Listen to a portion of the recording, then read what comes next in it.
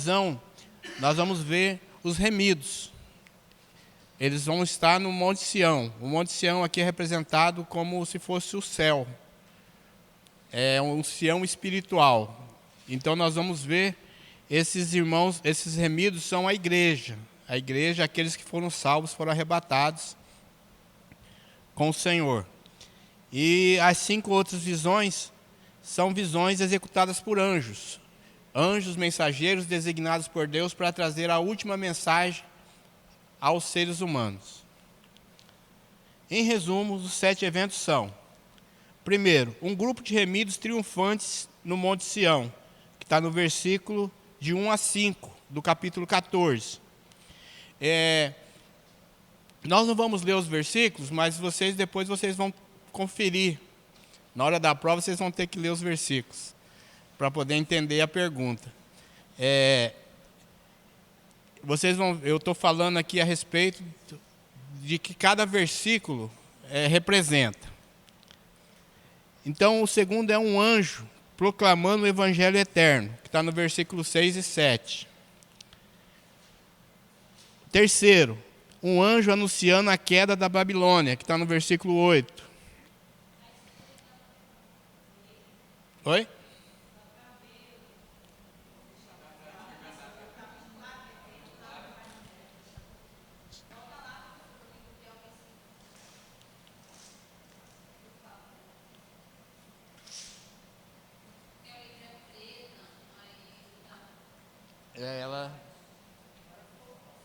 Agora dá para entender? Vou contando. 1, 2, 3.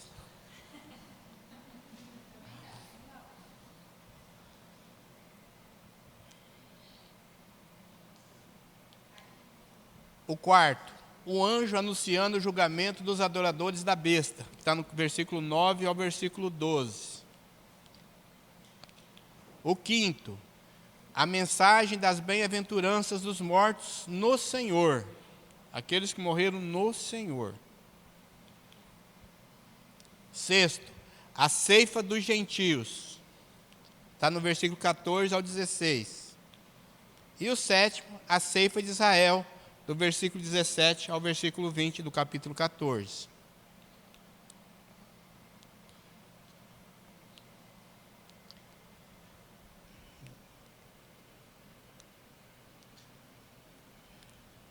Até o professor não está enxergando direito, tá? Então o professor tem que usar óculos também. Então nós vamos estudar esses eventos que nós acabamos de falar. Os remidos triunfantes no Monte Sião, que está no Apocalipse 14, de 1 a 5.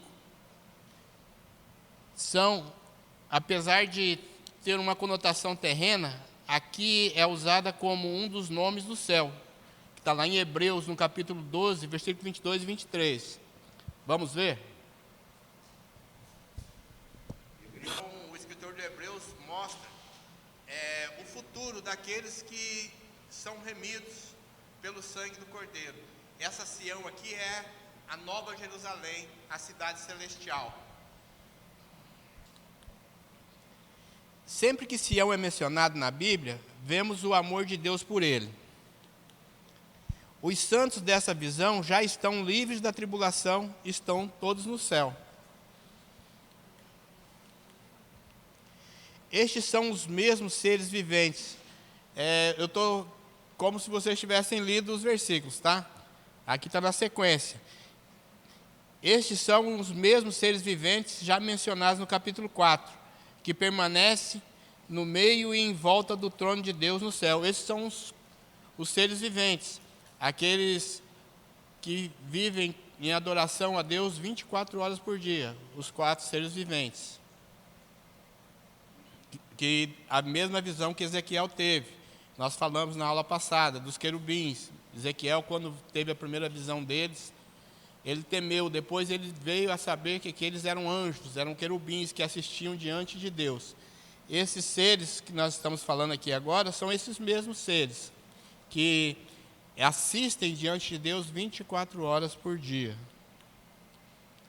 Os 144 mil dos judeus são as primícias de Israel para Deus e o seu Cordeiro. São o mesmo grupo selado visto na terra. Esses 144 mil do capítulo 14 são as 144 mil testemunhas que vão ficar na terra para testemunhar do Senhor Jesus para toda a humanidade, junto com os 2 profetas que estarão. Então são 12 mil de cada tribo de Israel. Mais os 2 profetas que vão. Os 2 profetas, no final de 3 anos e meio, o anticristo guerreia contra eles e os mata. Aí depois de 3 dias, eles recebem o espírito de vida novamente e vão para o céu. Eu creio que é porque sem passar pela morte física, o homem não tem como ser remido pelo Senhor. Então essas 2 testemunhas foram preservadas para esse tempo, para testemunhar do Senhor e também para receber a salvação em Cristo Jesus, porque mesmo Abraão, que nós conhecemos como pai da fé, ele precisou morrer para receber a salvação. Então, porque quando Adão pecou, a semente do pecado passou a todos os seres humanos. Então, nós já nascemos em pecado. Não é o que o salmista fala no Salmo 51? Ele foi concebido em pecado, foi gerado em pecado. Então, todos nós nascemos com o pecado. Essas 2 testemunhas, elas foram recolhidas para o céu em vida. Que nós, ao estudarmos, nós achamos que é Elias e Enoque. E agora eles voltaram para testemunhar do Senhor e passaram pela morte e voltaram para o céu. Voltaram para o Senhor. Então, os 144 mil vão ficar testemunhando na terra. Vão, no final quando terminarem os 3 anos e meio, eles também serão mortos, por causa eles não vão se render ao anticristo. Então toda testemunha do Senhor vai ser morta. E aí eles vão ser salvos também. Aí eles vão se juntar à igreja.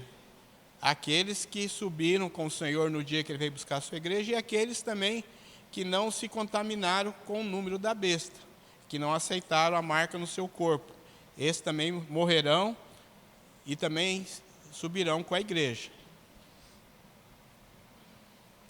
Esses remidos que nós acabamos de ver, esses 144 mil fazem parte deles, assim como todos aqueles que morrerem durante a tribulação por não aceitarem o número da besta. Não se macularam com mulheres significa que não praticaram falsas religiões. Muitas vezes a Bíblia, quando fala de prostituição, ela fala de falsa religião, que os homens, falsa adoração, os homens se prostituíram com outros deuses. Quando ela fala a esse respeito, ela está dizendo que eles adoraram a falsos deuses. Não quer dizer que eles tiveram relacionamento com outros deuses, mas eles começaram a adorar a outros deuses. Sempre quando fala de adoração a outros deuses, a Bíblia fala de prostituição.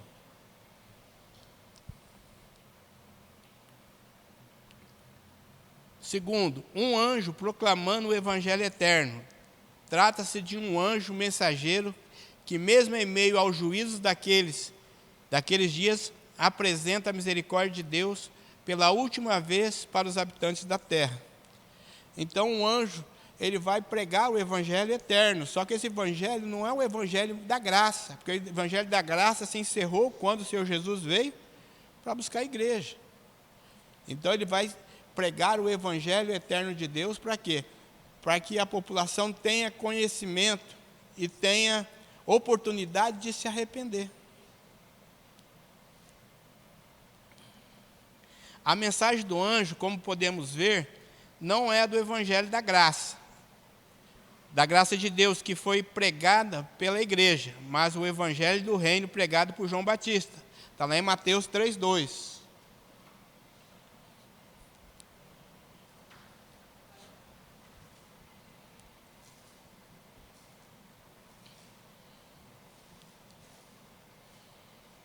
A mensagem que João Batista veio pregando, a mensagem de arrependimento. Ele continua dizendo, porque está posto o machado à raiz da árvore, e começa a pregar o evangelho do arrependimento. Só que o evangelho da graça ele começou a ser pregado por quem? Pela igreja. Quando Pedro, lá no Pentecostes, se levanta e prega o arrependimento em nome do Senhor Jesus, para que os pecados deles fossem cancelados. Até João Batista, para perdoar pecados, deveria ser feito sacrifícios de animais. Quando Pedro prega o evangelho da graça, esse sacrifício de animais já não é necessário, porque o Senhor Jesus já tinha pago o preço do resgate da humanidade. Então, os homens agora não precisavam mais sacrificar animais para serem perdoados seus pecados. Somente crer que a morte de Jesus foi para que os seus pecados fossem perdoados, e cresce e se arrependesse. E essa mensagem será anunciada durante a grande tribulação. Está lá em Mateus 24, 14.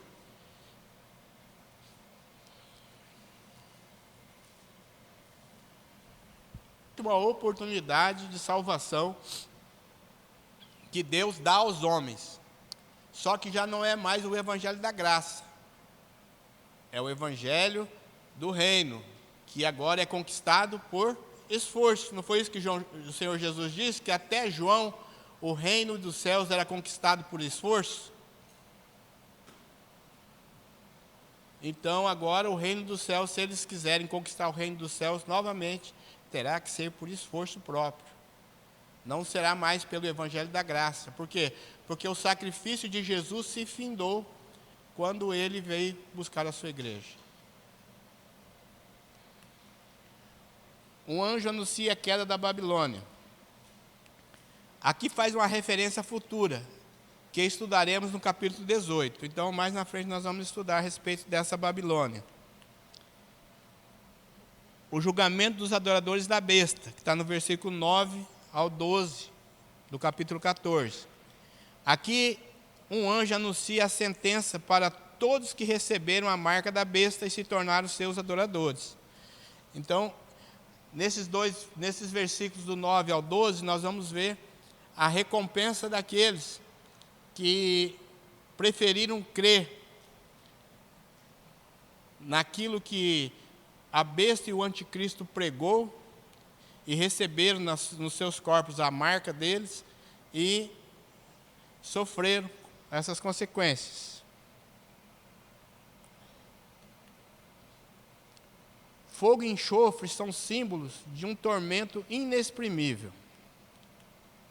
Este mesmo fogo e enxofre o Senhor já derramou sobre Sodoma e Gomorra e as demais cidades da Campina do Jordão, para alertar aos homens sobre as consequências final sobre o pecado. Está lá em Gênesis 19, 24 e 25. É quando Abraão questiona com Deus a respeito dessa cidade, de Sodoma e Gomorra. Vamos ver. Então, o nível de pecado de Sodoma e Gomorra, ele se elevou de tal maneira que o Senhor Deus não conseguiu mais suportar e mandou juízo sobre essas duas cidades e sobre as cidades vizinhas. Um fato interessante que aconteceu foi quando Deus foi destruir essa cidade. Antes de destruí-la, ele foi ter um encontro com Abraão. Por quê? Porque Abraão era seu amigo, e ele disse para Abraão: acaso eu faria qualquer coisa sem antes comunicar ao meu amigo Abraão? Ele não chamava Abraão de amigo, de servo, chamava de amigo. E começa a contar.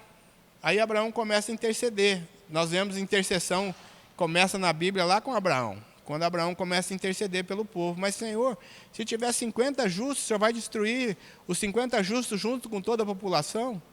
Aí o Senhor fala com ele: não, Abraão, se tiver 40, eu não vou destruir. E Abraão vai intercedendo. Até quando Deus fala: ó, se tiver 10, eu não vou destruir.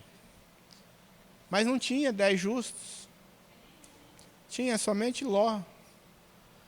O justo Ló, a Bíblia fala que o justo Ló se afligia com os procedimentos daquela cidade. Quando o Senhor foi destruir aquela cidade, o que ele fez? Ele mandou 2 anjos. Primeiro, para tirar Ló, e sua família daquela cidade, para que eles não fossem destruídos junto com a cidade. o Senhor deu a opção para eles, para que eles pudessem decidir se eles quisessem sair ou se eles queriam ficar. E Ló saiu com sua esposa e com suas filhas, tinha 2 filhas. Mas a esposa, o coração da esposa ficou voltado para aquela terra. E quando ela estava fugindo, ela olhou para trás, quando Deus mandou o fogo e enxofre sobre a cidade, ela olhou para trás. Quando ela olhou para trás, ela virou uma estátua de sal. Então, isso não é conto, isso é literal, isso aconteceu realmente, para testemunho para Abraão e para aqueles povos da região, trazendo assim o temor do Senhor sobre todos.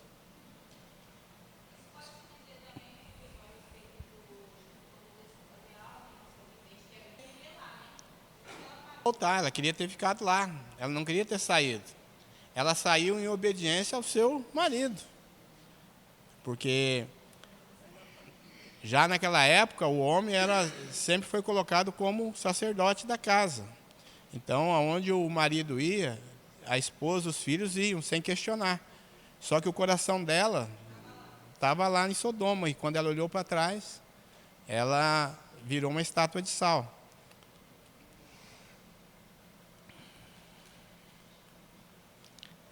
A mensagem das bem-aventuranças dos mortos no Senhor, está no versículo 13.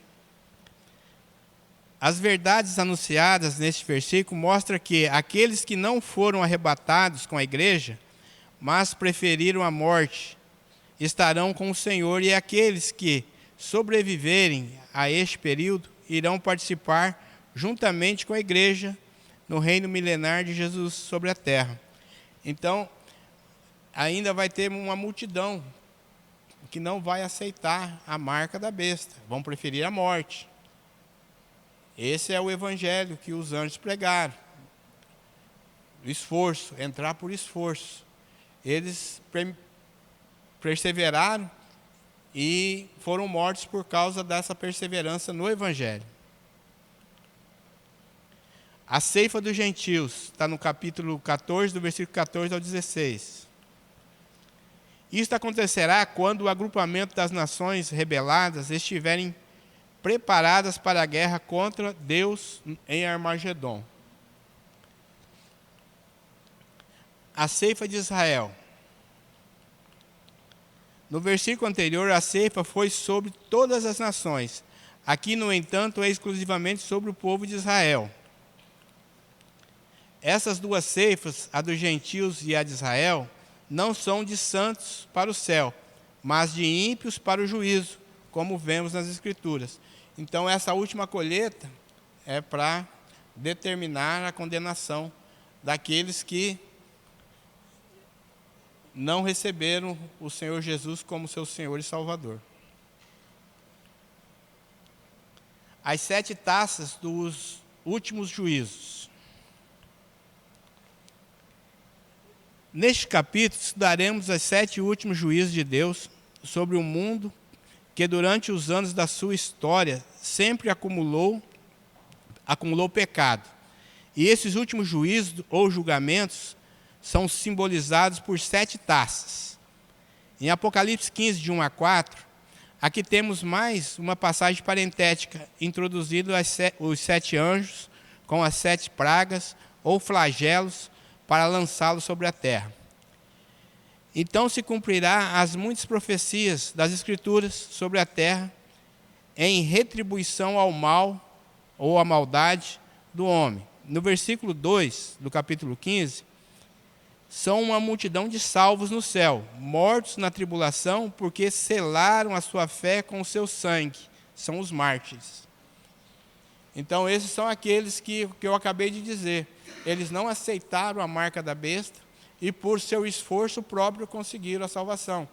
Por que por esforço próprio? Porque eles não se contaminaram com os ensinamentos do falso profeta nem do anticristo. E foram mortos por causa disso. Porque eles não receberam a marca nos seus corpos. Esses estarão com o Senhor, juntamente com a igreja. No versículo 5, aqui se fechou os parênteses e a marcha dos acontecimentos dos selos e das trombetas, interrompidas no capítulo 11, no versículo 19, e é reiniciada. Esse trono, para a igreja, hoje é um trono de graça. Está lá em Hebreus 4,16. Amém? Então, esse é um alerta para a igreja, para ela estar sempre buscando estar debaixo da graça do Senhor. Para quê? Para que quando esses períodos de adversidades vierem sobre nós, como igreja, nós não desfaleçamos, mas prossigamos firme, crendo que aquele que começou a boa obra em nós, ele vai completá-la. No dia do Senhor, essa obra será completa em nossas vidas. E nós, então, subiremos com Ele. Por isso, Ele nos aconselha a viver diante do trono da graça, debaixo, ou ante o trono do Senhor, debaixo do trono do Senhor, reconhecendo o senhorio de Jesus em todas as coisas e em qualquer situação. Mas nos dias da grande tribulação, esse trono será um trono de juízo sobre as nações ímpias. Ele é da graça para a igreja, para que nós possamos alcançar a salvação.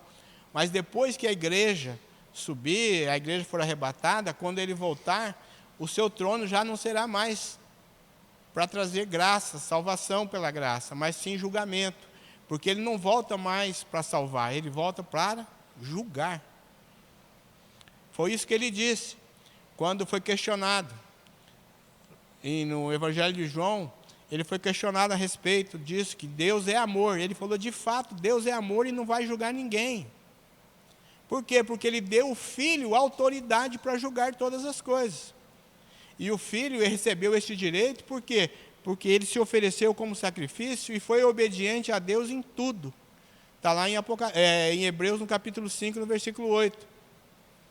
Fala que ele obedeceu a Deus em tudo, e por causa disso recebeu um nome que está acima de todo nome, ao qual diante desse nome todo joelho vai se dobrar. No céu, na terra, no mar, em todo lugar, todo joelho vai se dobrar diante da sua autoridade.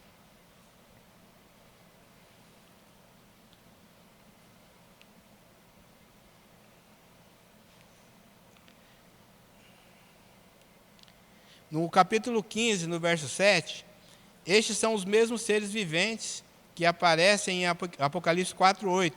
Podemos ver aqui que estes seres viventes, além de proclamar a glória de Deus, também são executores da justiça divina. Aqui se encerra toda intercessão pelos transgressores. Está lá em Salmos 9:17.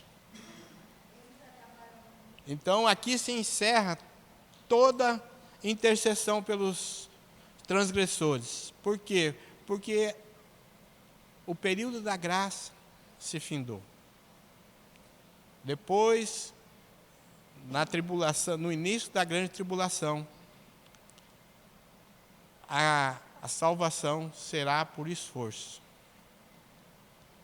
É o evangelho que o anjo vai anunciar. No capítulo 16, o juízo das trombetas que precederam as das 7 taças, contendo as 7 últimas pragas, foram sobre 1/3 da terra, ou seja, ela teve o seu alcance limitado. O Senhor, ele determinou que somente 1/3 iria receber as consequências. Agora não. Mas o juízo das 7 taças, no entanto, será sobre toda a terra. Esse juízo será sobre toda a terra por quê?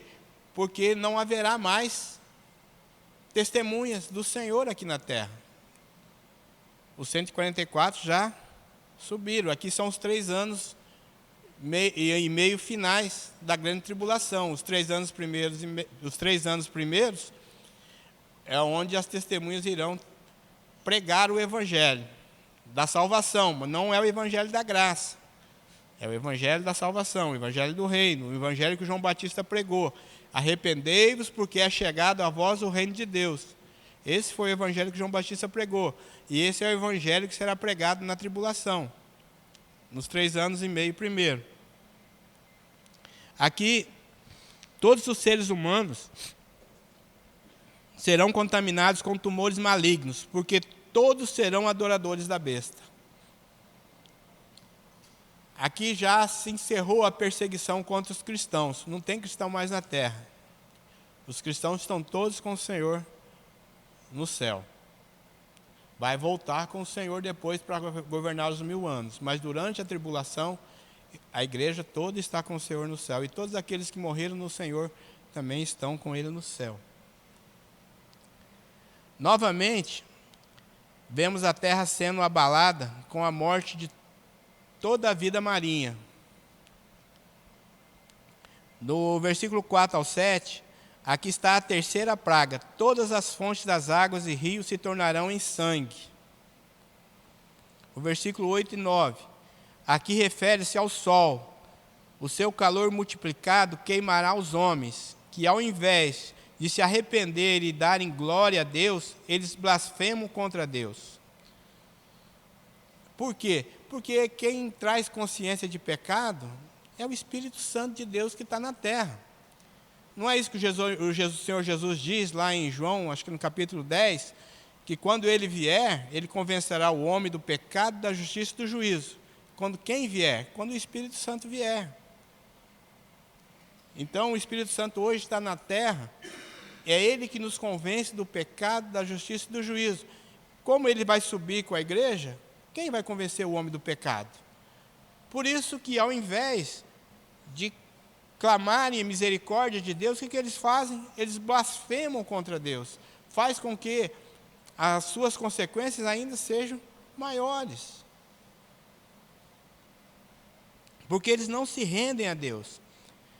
A quinta praga, ao ser lançada, a quinta praga sobre o trono da besta, seu reino se tornou em trevas.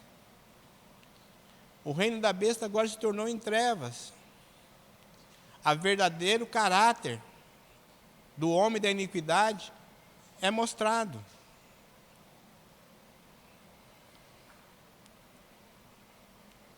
Os homens se mordiam, ou se mordem, de dor por causa dos seus tumores. Mas, mesmo assim, continuaram a blasfemar contra Deus.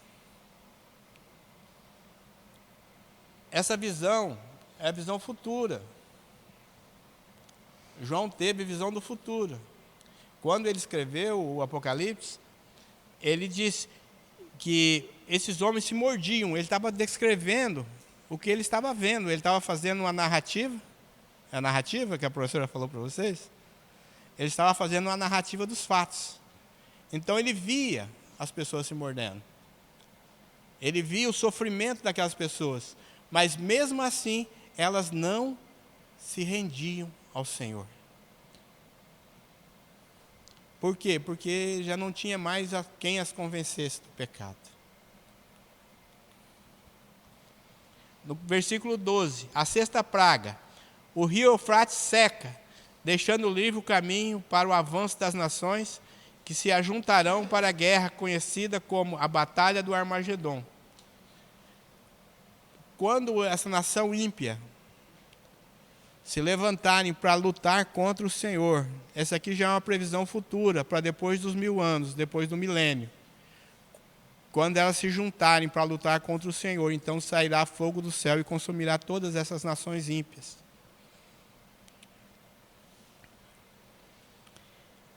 Este rio Eufrates tem um significado muito importante, pois ele será um dos limites de Israel durante o milênio. Está lá em Gênesis 15, 18. 13. Esta trindade satânica vista aqui é a mesma do capítulo 13, que é a besta que sobe do mar, a besta que sobe da terra e o dragão. Essa mesma trindade que nós já falamos dela na aula passada, a trindade satânica.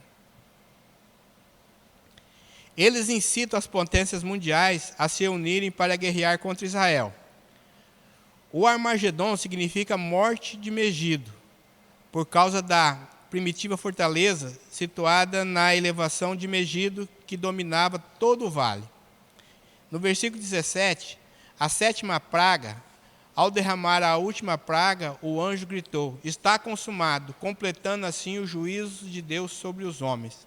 Assim como Jesus, quando estava lá na cruz, ele olhou para o Pai e disse: Pai, está consumado. Ele estava dizendo para o Pai: Pai, a obra que o Senhor me confiou para fazer, eu estou completando agora. E entrega o seu Espírito. Então a salvação estava com a porta aberta para os homens, por causa do sacrifício de Jesus. Assim também, quando o anjo entrega a sétima praga, ele diz: está consumado. Por quê? Porque aí a ira de Deus sobre a humanidade também se finda. Por quê? Porque o anticristo, o falso profeta, o dragão e todos aqueles que rejeitaram o nome do Senhor serão lançados no lago de fogo e enxofre. Ali não haverá morte e também não haverá como voltar e como sair daquele local.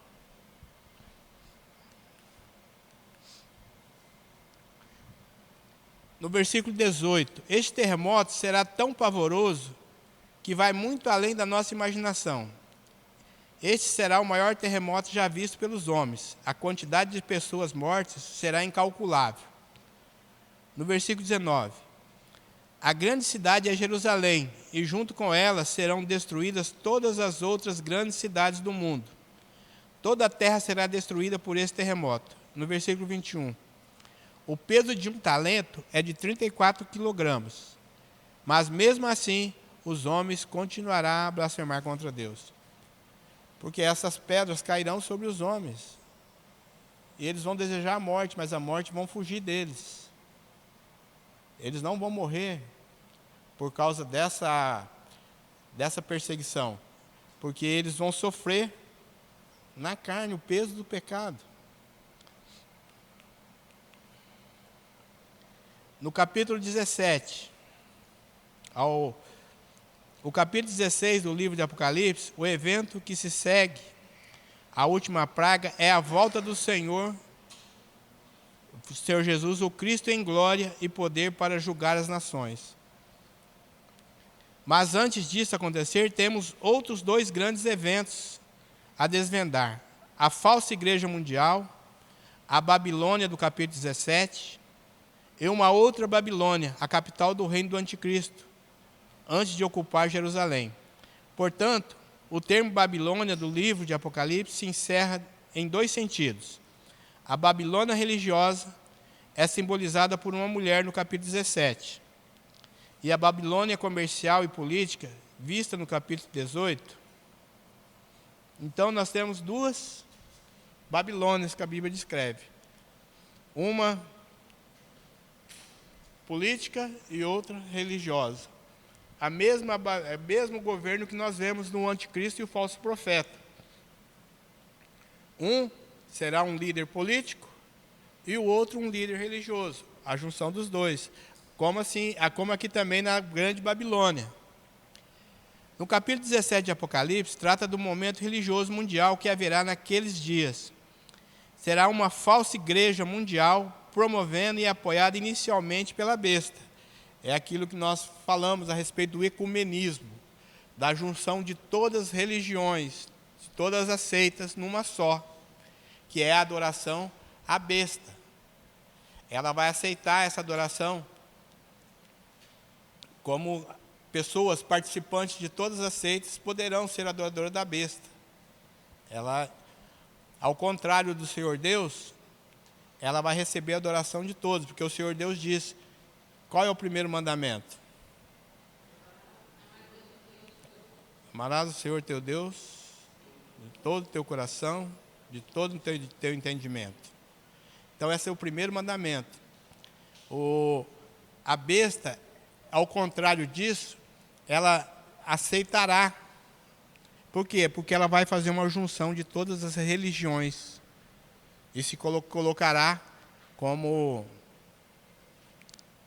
adoração central. Assim como o Maomé fez com a estátua do deus Al-Ilá. Colocou em Meca, ele diz, né, que teve um sonho de noite. E que o Senhor mandou ele destruir todas as imagens que haviam em Meca. E deixar só a verdadeiro Deus, que era o Al-Ilá, que era o Deus da guerra.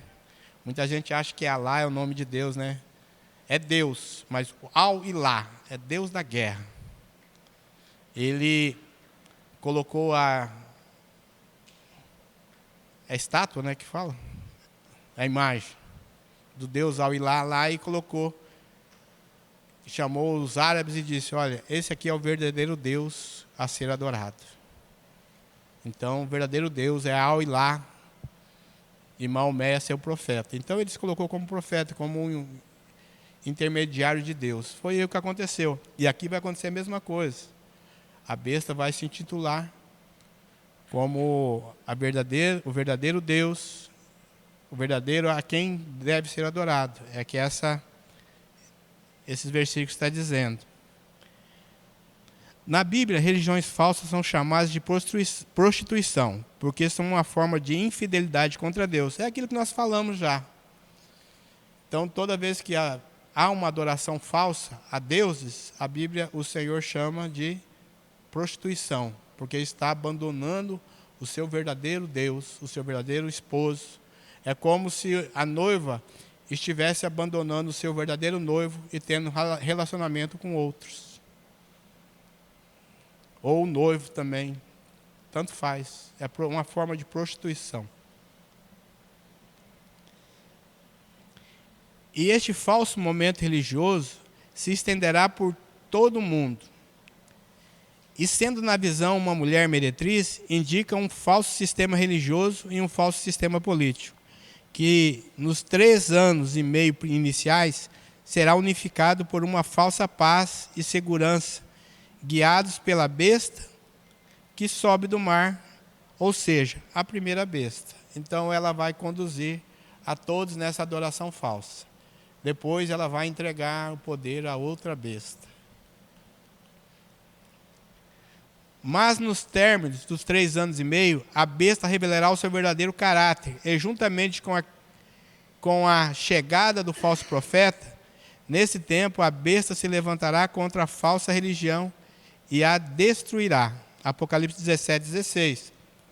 Então, ela vai unificar todos numa só adoração. Ela fará isso para poder implantar a sua própria religião, que é a adoração à sua imagem, levantada no templo em Jerusalém. E o falso profeta se encarregará de tornar essa adoração obrigatória. Apocalipse 13:15-17. Então aqui nós vemos tudo. O interessante é que o Senhor, pela sua graça e misericórdia, Ele revela isso à humanidade, para que a humanidade não seja pega de surpresa. Mas a palavra de Deus também diz que o príncipe deste mundo cegou o entendimento das pessoas, para que elas, ouvindo, não entendam. Então, nós só conseguimos entender os propósitos de Deus para a nossa vida se nós recebemos também o Espírito de Deus habitando dentro de nós. Sem a presença do Espírito Santo, nós não conseguimos ter essa revelação. Por isso que o mundo, quando começa a ouvir essas coisas, eles acham que é uma utopia, que é um sonho, que é um conto, e que é uma forma de expressar a luta do bem contra o mal, de todas as épocas, e nós sabemos que não é verdade. Nós sabemos que o Senhor está retendo a sua mão para julgamento dos homens, pela sua graça e misericórdia.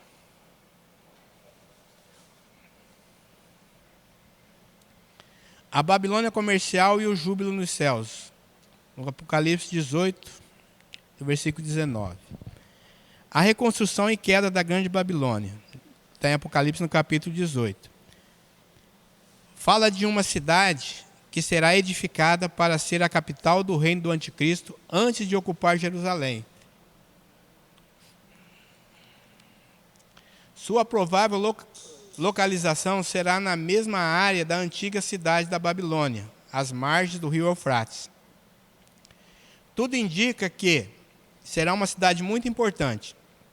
Será um notável centro político, comercial e religioso naqueles dias. Há uma grande diferença entre as duas Babilônias mencionadas no capítulo 17 e no 18. A primeira será destruída por homens, e a segunda pelo próprio Deus, quando acontecer o grande terremoto sobre a terra. Está em Apocalipse 16, 18, 19 e Apocalipse 18, versículo 8.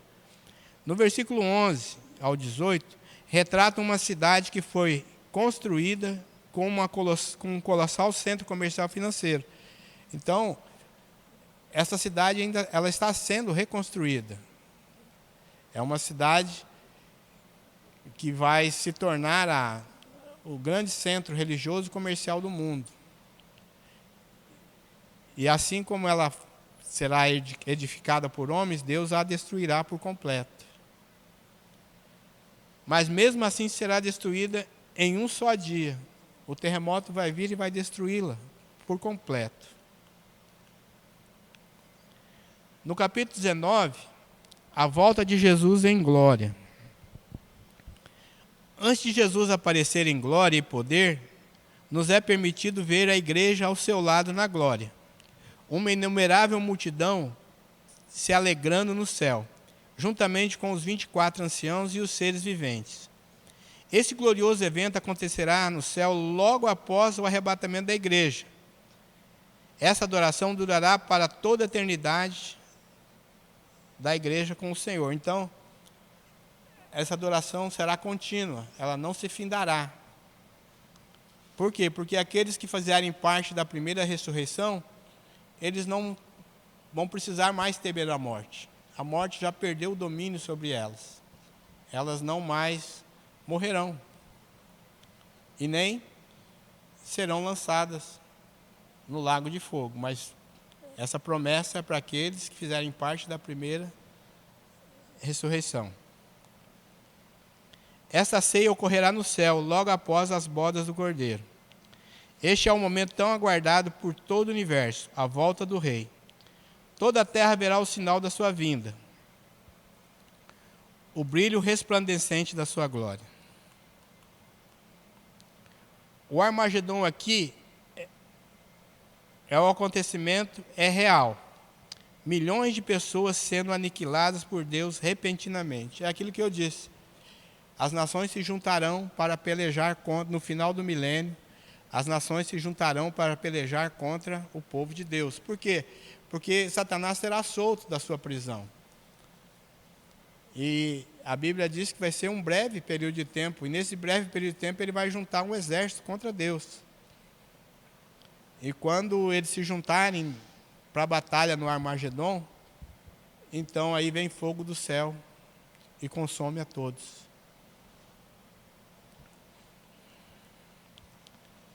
Os primeiros ocupantes do lago de fogo serão o anticristo e o falso profeta. Esses serão lançados logo após a tribulação, eles serão lançados no lago de fogo e enxofre.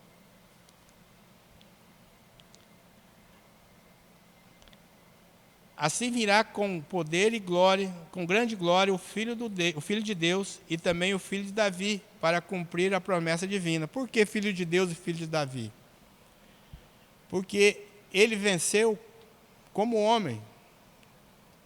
E a promessa dada por Deus para que os homens fossem salvos seria da descendência de quem? De Davi. Então, ele vem como Filho de Deus, como Deus, porque ele nunca deixou de ser Deus. Então ele vem na sua forma natural, como ele é na glória. Mas vem também como filho de Davi, para que a promessa que Deus fez seja cumprida diante dos homens. O milênio e o juízo do grande trono branco. O milênio é o esplendoroso reinado de Cristo aqui na terra por 1000 anos. É um período de preparação da terra para se alcançar o estado perfeito que seguirá após o milênio.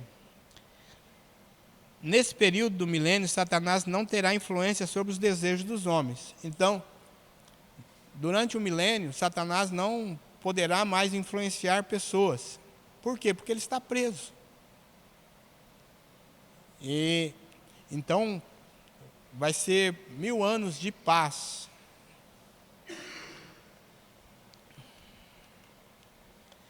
Ele será preso durante todo o milênio, mas no término do milênio ele será solto para mais uma vez pôr o coração do homem à prova.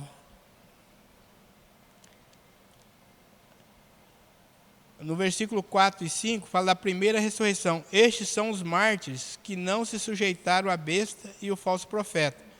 Eles ressuscitarão antes do milênio, como os últimos integrantes da primeira ressurreição. Por quê? Os mártires são um implemento dos santos para Deus e seu Cristo. Então, aquele que fizer parte da primeira ressurreição, mesmo sendo mortos na tribulação, eles estarão com o Senhor no milênio, quando o Senhor voltar para governar sobre a terra. Todos aqueles que morreram no Senhor voltarão. Aqueles que morreram sem Cristo continuarão dormindo no milênio, tá? Eles não vão ressuscitar, não. Eles vão continuar dormindo. Eles vão ser despertados no último dia para receberem a condenação, depois do milênio.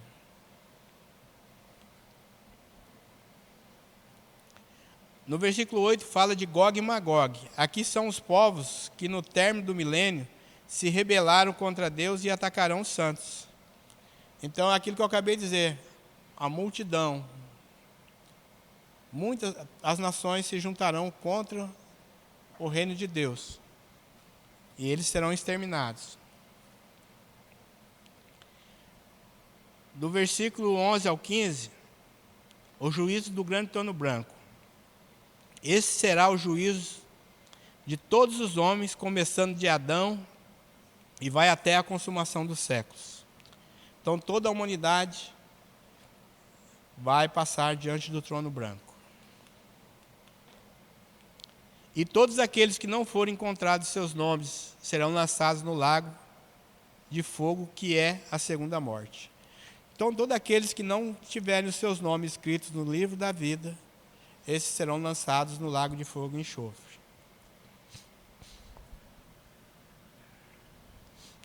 Um novo céu e uma nova terra. Apocalipse 21, 22. Agora haverá um novo céu, um novo começo, uma nova ordem mundial, pois chegamos ao fim dos tempos para começar a eternidade. Em Apocalipse 21, 5.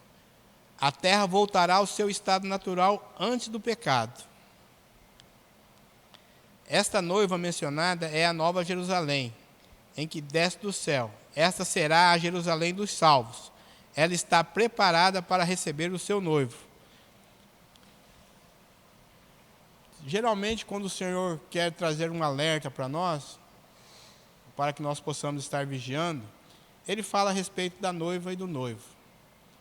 Ele fala isso lá em Mateus 25, quando Ele faz uma parábola a respeito das 10 virgens. Ele fala que 5 eram nécias, tolas, mas eram igrejas. E 5 eram sábias, prudentes. Por quê? Porque 5 conheciam o Senhor. Porque a Bíblia fala que sabedoria é o quê? É conhecer o Senhor. E conhecer o seu filho é o quê? Prudência, porque você tem a sabedoria do Senhor e você tem prudência para fugir da aparência do mal. Então, as 5 virgens eram prudentes e sábias. Por quê? Porque elas tinham o temor do Senhor e estavam aguardando a volta do Senhor. Mas 5 também conheciam o Senhor. Elas também tinham entregue as suas vidas para o noivo. Por quê? Porque elas estavam se ataviando, estavam preparadas, estavam com a roupa, as roupas nupciais. Mas faltava para ela o quê? O azeite. faltava a unção, faltava o verdadeiro compromisso com o Senhor. E esse compromisso faz falta na hora que o Senhor vier para buscar a sua igreja. Esse compromisso vai fazer falta.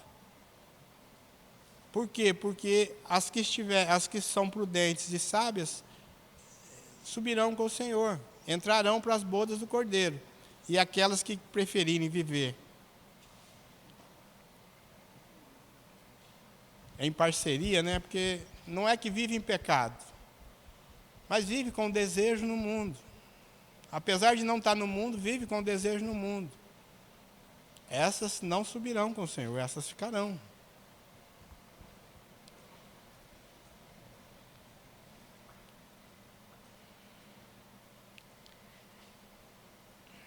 O capítulo 22. Este capítulo apresenta a descrição do eterno e perfeito estado da nova terra e dos salvos que nela habitarão. Não haverá tristeza, fome, sede, doença, dor, morte, choro, pecado, guerras, problemas sociais, enfim, não haverá abuso de qualquer natureza. Por quê? Porque o pecado já não vai existir mais. O propósito de Deus na criação do homem, então, começa a se cumprir. Porque Deus criou o homem para viver eternamente sem pecado. Porque Deus criou a sua imagem e sua semelhança, para ter comunhão com Ele. Então, o homem agora recebe a sua verdadeira natureza, que é a natureza de Deus sobre ele. Então, o pecado não tem mais influência, não existe mais pecado. No versículo 11, fala que tanto aqui como no capítulo 21, verso 8, são um alerta para que as pessoas que praticam essas coisas abandonem essas práticas e busquem o perdão de Cristo para a sua salvação, antes dele voltar para buscar a sua igreja. É um alerta para nós, para que nós abandonemos essas práticas. O livro de Apocalipse começa e termina com o nome humano de terreno do Redentor, Jesus. Ele termina dizendo: ora vem, Senhor Jesus. Maranata. Esse é o complemento da visão de João. E é um alerta que ele traz para a igreja, para que a igreja esteja preparada. Para quando esses eventos acontecerem, nós não sejamos pegos de surpresa. Ele nos diz, nos alerta: vigiai, porque não sabeis o dia nem a hora em que vem o seu Senhor. Ele faz outra afirmação: se porventura, quando o Filho do Homem vier, ele achará fé na terra? Então ele está nos alertando constantemente para que nós não sejamos pegos de surpresa. E quando ele voltar para buscar a sua igreja, nós possamos subir com ele. Amém? Amém.